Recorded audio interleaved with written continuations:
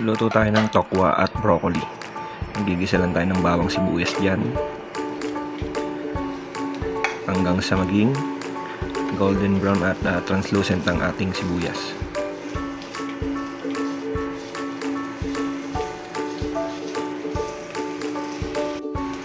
Pagkatapos ilagay natin ang carrots at yung tangkay ng broccoli.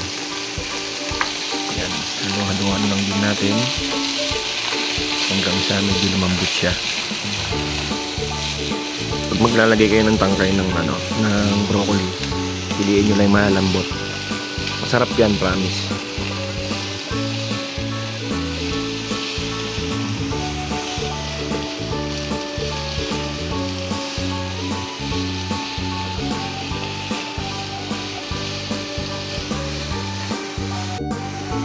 Tapos lalagyan natin siya ng tubig para lumambot yung ating mga carrots at tangkay ng broccoli.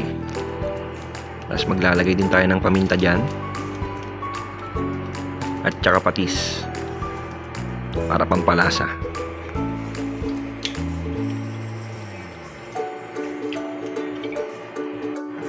Pakuluan lang natin to hanggang lumambot yung natin, yung mga gulay na nilalagay.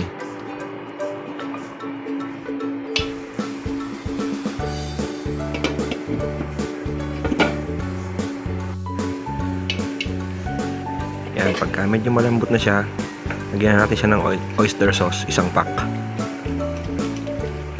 Yan.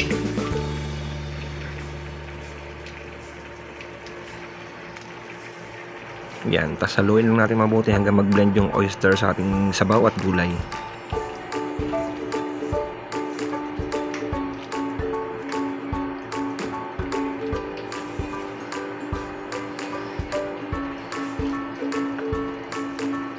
Tapos dito dadagdagan ko siya ng Knorr seasoning para sa extra umami. Solid na solid yan.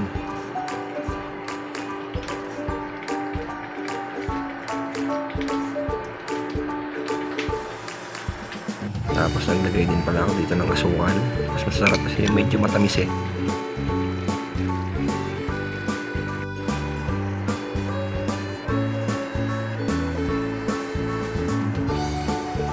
Tapos pag malambot na yung gulay natin, lagyan natin yung broccoli. Yan, para medyo siya, maluto. Sarap yan yung medyo malutong.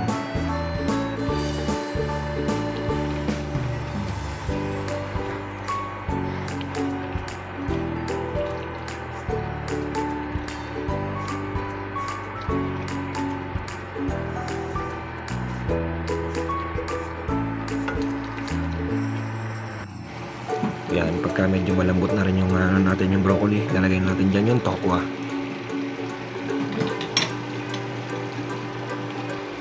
Yan, para kumapit din yung lasa sa tokwa natin.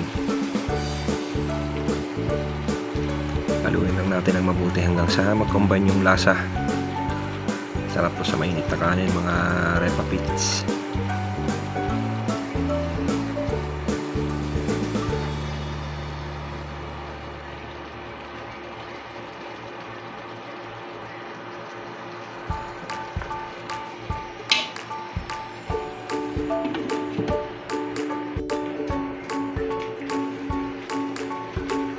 Yan mga ropa, medyo mabango yung amoy niyan talaga. Konti na lang at maluluto na yan.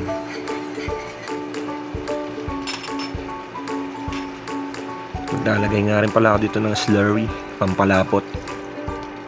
Parang pogi tingnan ng ating dish.